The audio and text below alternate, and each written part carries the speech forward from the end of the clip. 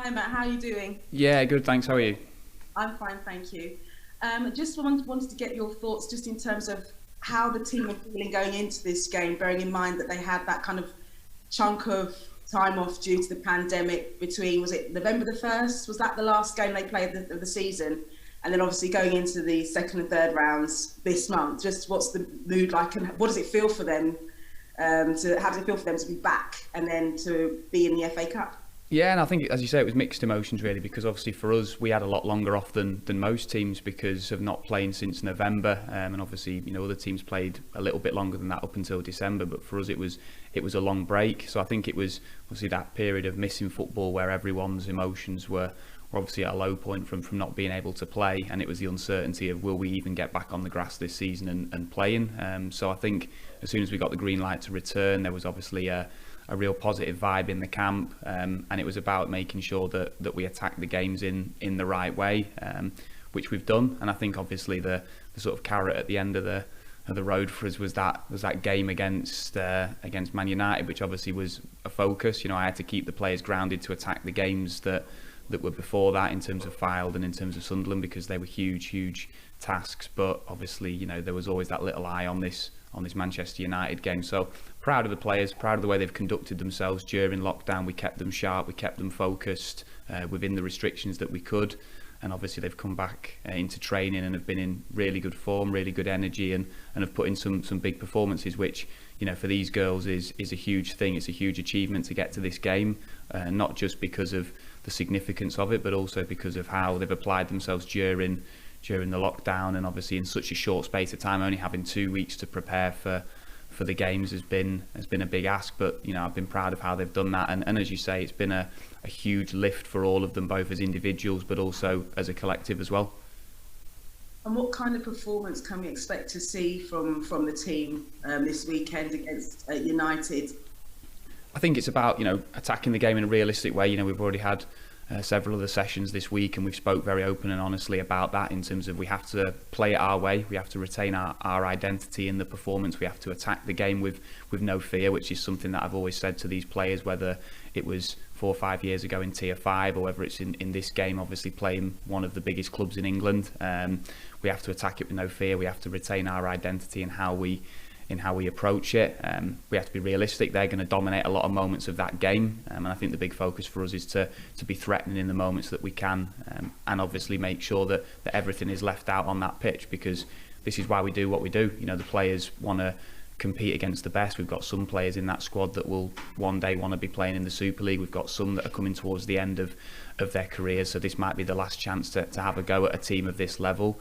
And I think for everyone, this is where we want to be. When you're in football, you want to get to the best level possible. You want to be playing against the best, and Man United is certainly one of them. So it's a performance that will reflect the ambition of us as a team, but also I'm confident that my players will leave everything out there. I've got no doubts about that. I said that to them, that the energy and the intensity of the performance will be 100%. Great, thanks Matt, and good luck. Cheers, thank you. Thank you, Sandra. We'll go to Molly, please, from the Times. Morning, Matt. Morning, you all right? Yeah, good, thank you. I just wanted to start off by asking you about the captain and your goalkeeper, who obviously was so incredible last weekend. How good was that performance, and what does she bring to your team? Yeah, she's a top player for us, and obviously being captain, she adds all the bits alongside that in terms of the leadership and the way that she connects the group together. But her performances on the pitch, not just in the Sunderland game, but a lot of times this season have been top draw, and I think that's credit to her, in terms of it's one of those positions that when it goes well you get obviously the headlines, but at times it can be one of those things where you don't get as much positivity from it if mistakes happen. And there was a couple of moments this season where she herself would admit that sort of a couple of her performances would probably have been not quite as how she'd like, but she's a character that always responds. She's a senior player, she's got a lot of experience in the game, and the young players in our side relate to that, and she can lead that group in a really positive way. But the performances on the pitch have been top draw. In my opinion, she's one of the top, if not the top keeper in the league that we're in, and I think she demonstrated that not just with how many penalties she saved, but how she's made some big saves at big times for us prior to that as well. Because Sunderland, to be fair to them, and I said this after the game, they had a couple of big chances where they probably could have put the game to bed in extra time. So she stood up and was counted, which, you know, with the way we operate, you know, out of possession, we try and limit the amount of times that she's called upon, but when she is, she always responds with big saves. So yeah, I've got nothing but positive things to say about Loz. She's been fantastic this season, and every season that I've been at the club, really, she's been top draw.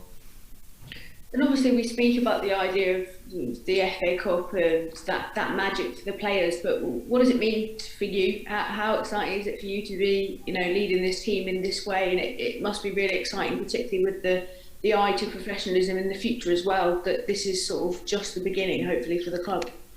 Yeah, definitely. As you say, I think for everyone connected with the club, in particular the players, but as you say, other people connected with the club as well, it's really exciting because it's something where we've always had ambition, we've always wanted to keep pushing on. We have to do it in a realistic way and realise that we're not just going to go from there to there overnight. We have to do it in that measured approach, but I think these are the type of games that you want to be involved in. And as you say, I think from a personal edge for me, you know, I started coaching when I was 16 and started really in the women's game at 20, and I've always had that ambition to want to be in the Super League. You know, I know it will take time, but as a manager, that's ultimately my end goal of where I want to be. So this, you know, this challenge this weekend is a huge one. You know, to go up against Casey Stoney, who's doing an unbelievable job at Manchester United, and to compete against the best is what we do it for. You know, I said to our guys in the first team meeting that I hope they bring everyone. I hope they bring all the big guns, which probably is a little bit of a shock, really, in terms of people would probably say, do you know what, I'd be wanting him to rest a few. But we've worked so hard to get here, and when you have competitions like this,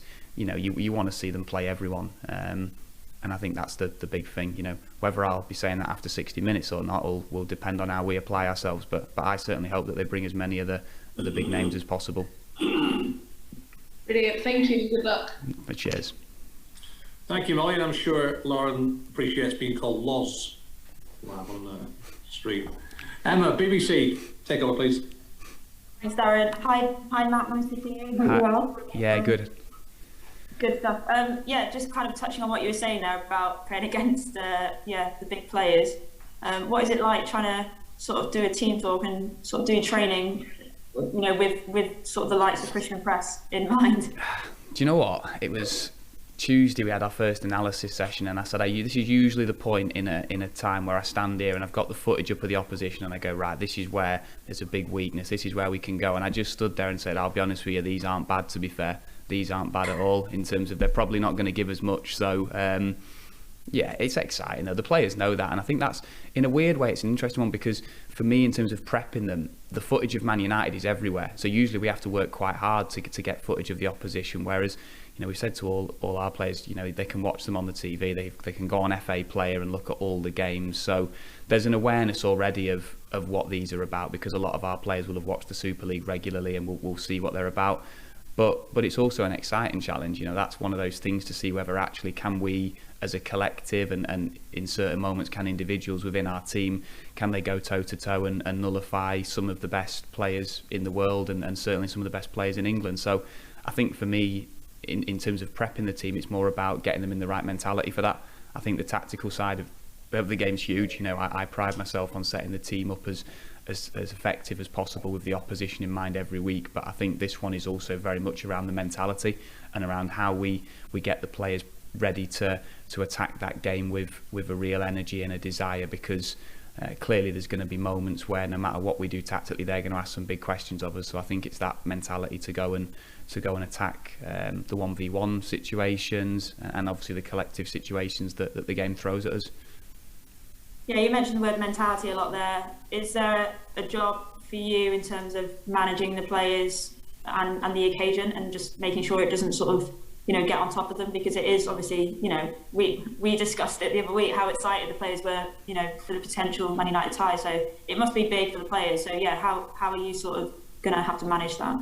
Yeah, 100%. I think, like I said, when we spoke the other week, I said that I knew that as much as we were then focusing on Sunderland, I knew that they'd all have half a mind on this game. And obviously now, with it being a reality, I think it's sort of a double-edged sword really to it. I think it's partly for me to, like I say, to keep them grounded and make sure that there's been a normality to our training this week, because I think as soon as you start to go off script and start to do loads of other things just because it's Man United, that'll add to the to the nerves. So I think we've tried to keep training as normal as possible and work as efficiently as we can do, and that's been in line with how we prep for every game across the week. You know, I said to you again the other week on the interview, you know, 360 minutes, that's what we've got to prep them for again today.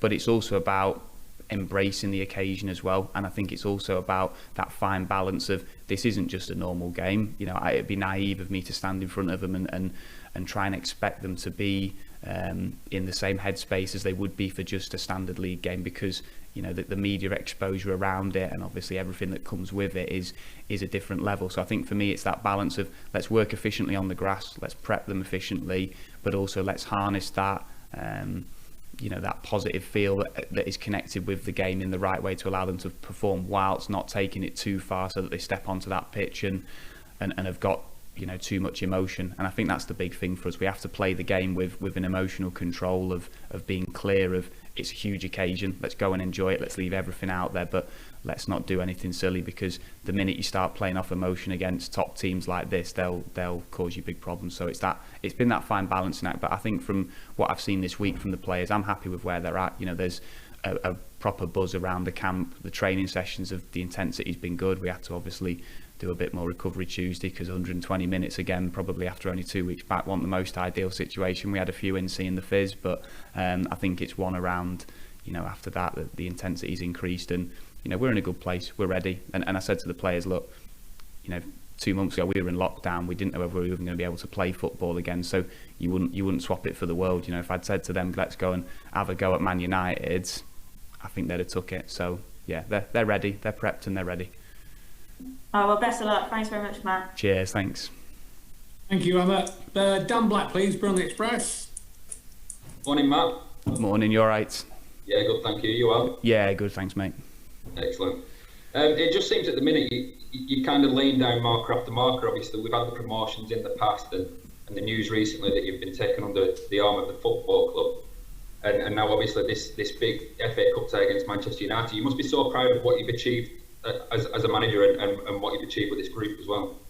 Yeah, no, it's been a massive journey. You know, I think I've said that to a few people, that, you know, I came here in 2016 and the club was sort of middle of the road, if you want to call it that, in tier 5, and it was about first target, bringing ambition to it and connect the players to that, which we did, and then, you know, obviously get the team through the divisions, which we've been able to do, as you say, at a rapid time, and that's down to the hard work of everyone involved, the staff that I've had, the players that I've had as well. But I think, you know, being ambitious and continuing to take it further is something I've always wanted to do. And season after season, whether it's been a promotion or whether it's been a good FA Cup run, we've always, as you say, we've always made a bit of a statement in a season by either winning something or by having a good cup run. And I think this season is why I'm so proud of the players, because we've been able to do it again. And we've had it where, you know, it was looking a little bit as though, you know, like I said, the season might finish with not much compared to other years, but actually we've pulled something out the bag again, and we've gone and got ourselves into a lucrative game like the Man United game. So yeah, I'm proud of the journey. I'm proud of how far we've took it in such a short space of time. But you know, I always want more, and I think, like I said previously, I'm realistic with it. I know things will take time and we have to do it our way and retain our identity, but I think that ambition to keep wanting more and to keep yourself grounded and keep that intensity of our work to keep us pushing on is something that I'm, you know, a big believer in. So, you know, I know my job here is to keep this team pushing forward. Yeah, as you mentioned, the ambition, I mean, for you, the long-term one will be to be playing these sides regularly in league, you know, playing these big sides week in, week out. Yeah, definitely, and I think that's for the players and for everyone with the club. You know, we're going to get a taste of it this weekend, and I think the target for us is obviously to go and enjoy the experience, to apply ourselves in the best way possible, and to give a really good account of ourselves. And when I say that, I mean on the pitch and off the pitch. I think one of the things that I said to the group when I first walked through the door here was, let's set the highest standards we can for a female football club in the region. And obviously resource-wise, at the time that I said that, it probably wasn't realistic, because we were obviously in a catchment area with Super League and obviously what was then WSL2 clubs, now Championship clubs. But I think over time now the resource gap has closed, and certainly the announcement in recent years, or over recent weeks should I say, that's even closer than we've ever had it before. Obviously for us now it's just about making sure that we apply ourselves on and off the pitch Sunday and lay a good marker down, and then the aim then is ultimately to be playing them on a regular basis, where the gap will be closer in terms of between divisions and between potential, you know, player quality as well. And that's no disrespect to the guys we've got, because they're absolutely buzzing for the challenge. But obviously Man United's squad is built on millions of pounds, so it's about us being realistic of the fact that this weekend's a huge challenge. Let's go and enjoy it, but as you say, let's make sure that over the coming years, these are regular occasions. I think that's the big thing for us. It's certainly not enough just for it to be a one-off, you know, with where we want to go. Did you feel I mean, we spoke in the past, and you've always spoke of your ambition. Do you feel that now that you've got the connection with the football club, it's kind of heartening that ambition even further for you? Yeah, definitely. I think when it's you know, when you know that the club are obviously fully behind it and are fully supporting it, I think it makes you, you know, want it even more. You know, I've always said that, and this is just from people that I've worked with and learned off in the past, I think being ambitious as a coach and a manager is really important. As I say, having a grounded feel to it is crucial as well, but wanting to push on and get to the best level possible is obviously, you know, fundamental. But as you say, with the club having that as well, it's massive. And I think not just for me, but for the players as well. I think, you know, to know that actually let's go and have a real go at this. You know, being in the training ground now is something that has further enhanced that and has given that players the ambition to know that this is where we want to go. We want to be in the Championship, we want to push on, and at some point we want to be in the Super League. And I think that's just about as I say, taking it in a measured approach, not trying to sort of flick a switch overnight, but always retaining that end goal of this is where we want to be, so let's put the necessary things in place to do it. And I think this weekend's another good chance to do that. I've challenged the players to know that, you know, at some point, if we are in the Championship, or if we are in the Super League, we already know what Super League and Championship's about, and that's prior to, even if we're still in the National League trying to earn our promotion, that the players know actually what is the Championship about before they get there, what's the Super League about before they get there. And I think that's, you know, Sundays is a huge chance for us to have that as an eye-opener. Super, appreciate that, Matt, and all the best for the weekend. Cheers, mate, no worries. Thank you, Dan. I've got Phil Medlicott, please, Press Association. Matt, you talked a little bit there about sort of the sense of excitement about in terms of the bigger picture after the announcement in February. I was just going to ask sort of what your thoughts were on the chairman in general since he's come in. Obviously, he's got quite a lot of sort of enthusiasm and passion for the women's game. Sort of what sort of contact have you had with him?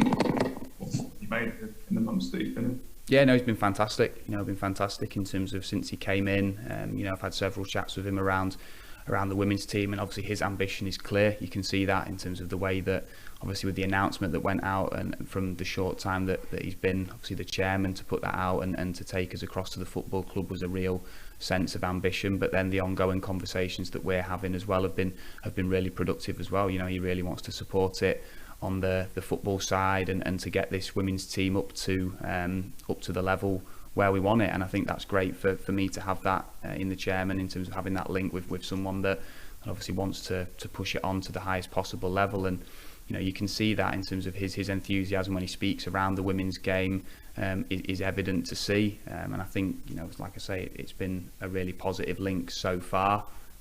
And yeah, like no issues. I think it's been great, and hopefully we can continue to do that. I sort of expected it, to be fair, because obviously you see America, the way they support their women's teams and women's sports. So I sort of knew when it was announced, I thought this could be really good news for us. And as I say, you know, it has been, you know, the way that he's supported it in such a short space of time, both for myself and for the players, has been fantastic. That's great. Cheers. Good luck for the weekend. Cheers. Thanks. Thank you, Phil. Andy Jones, please, The Athletic. Hey, Matt. How we doing, mate? You okay?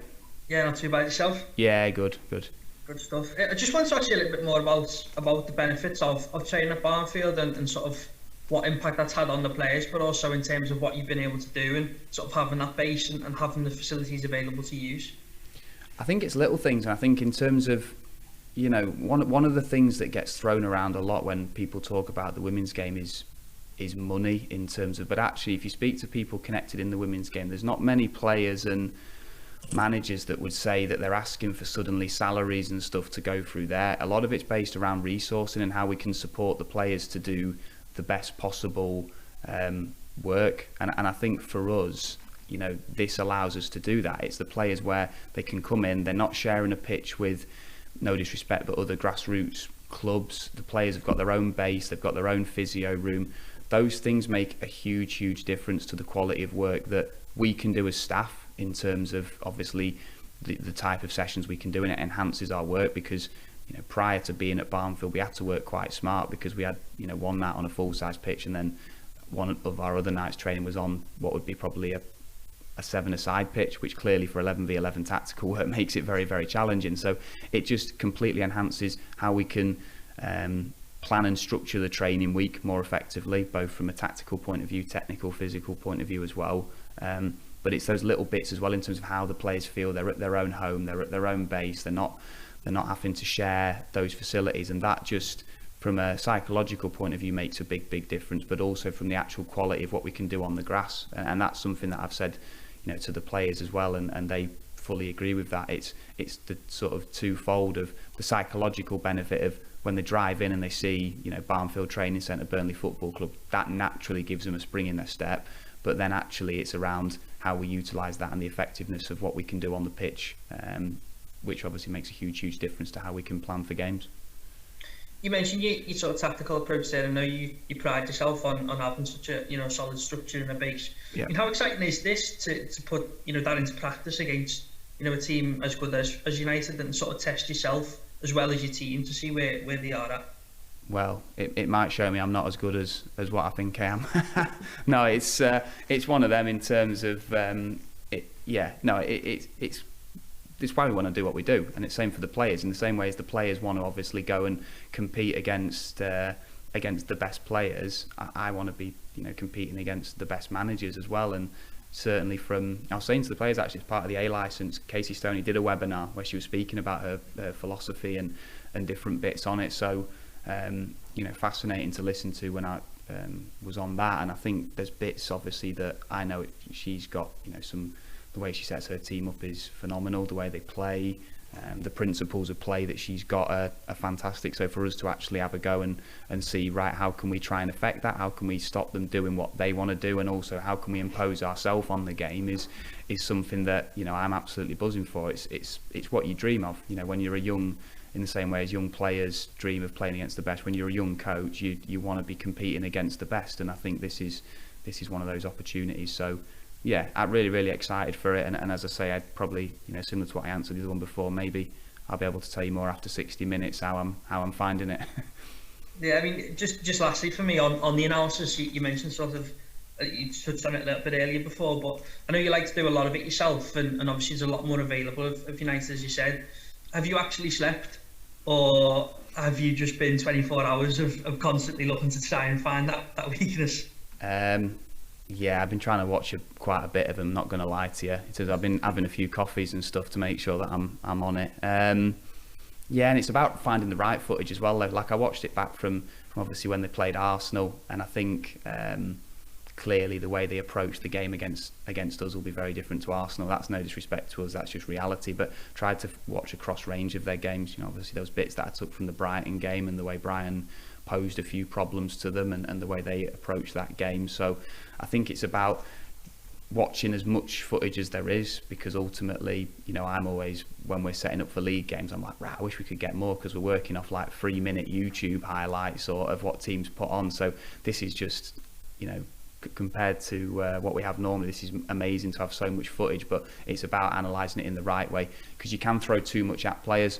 I think it would be easy for me to go, right, this is what we need to do when they're in this moment of the game, this is what we need to do when they're in this moment, but that'll just be too much in terms of in a short space of time. So I think it's about what are the real key areas where we can ask a few questions of them, and obviously what are the key areas that we have to make sure that we don't give them a yard in. So that's the way I've tried to approach it, and that's obviously then structured the training this week in terms of how we can pose the most effective problems.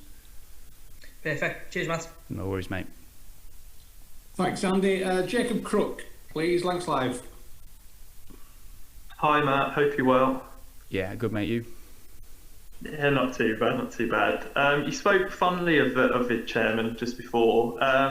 In terms of sort of like the impact of the new ownership in recent weeks, recent months, like, how have you felt it? Have you felt much change in the approach and stuff? Yeah, well, straight away in terms of obviously we're in at the training ground. That was something that happened in a really short space of time, which is obviously a huge thing for us because it's a Premier League facility, but also obviously with everything connected with COVID, it's where you've got to give the club a lot of credit is it's by no means easy to just say actually we're going to lift sessions straight into the training ground because of all the COVID bubbles and the protocols that are in place. So massive credit to them for that, and obviously for them to make that happen in such a short space of time. It was overnight, but also things that people don't see behind the scenes as well. We had a player that unfortunately took a knock prior to lockdown, which turned out to be an ACL injury, and she's straight away, the chairman was like, right, we'll get her in for a scan, club will sort out the operation, everything. And it's things like that is a big difference from what we've had before, because that player would have probably been waiting to go through the NHS normally. The time frames and everything in terms of her recovery would then have been longer. So we're now at the stage where we could potentially get her back before Christmas if everything goes well, back in a competitive game. So it's things like that where the impact that he's had has made a huge difference. And I think the energy that he brings as well to obviously his support for the women's side of the game, and he's always, in any chat I've had, he's been like, it's no different, let's bring it onto a level, which I think is massive. Like I say, it's about doing it realistically for me, because we have to remember where we are at, and we want to be there, but we have to put the necessary steps in place to do it our way. I think we've had an identity here for the last 4 or 5 years that's been built on a clear set of values, clear work ethic, respect for each other, the togetherness of the team being everything, and always being the most important thing. So I think it's about retaining those things that make us what we are, whilst having and harnessing obviously the ambition of the chairman and the club to get us into the highest level possible. That's excellent, thank you. No worries. Thanks, Jacob. And last but certainly not least, Adam Millington from the Lancashire Telegraph, please. Hi, Matt. You're a young manager yourself. What's it like, playing against, going up against Casey Stoney? She hasn't been managing in the game for a long time, but she has got so much playing experience and coaching when she was a captain. Yeah, no, it's unbelievable. I can't wait for it, as I say, from the challenge of going up against her. As you say, she's maybe not been managing as long, but she was obviously doing stuff with the England set up before that, and had an unbelievable playing career as well. And I think she's one of them that I think slotted straight into management because of the way that you hear her speak and the detail that she goes into, and you see her on the touchline. And I think she's obviously had a fantastic playing career that's prepped her for management, and has slotted into it seamlessly really. And you look at the job she's done, she's, albeit as you say, young in terms of time managing, but she's already got a league title to her name at an elite level. So it's an unbelievable opportunity to test myself against her and her team, and I think that's, again, that's why we do what we do. You want to be going up against the best, you want to compete against the best to learn.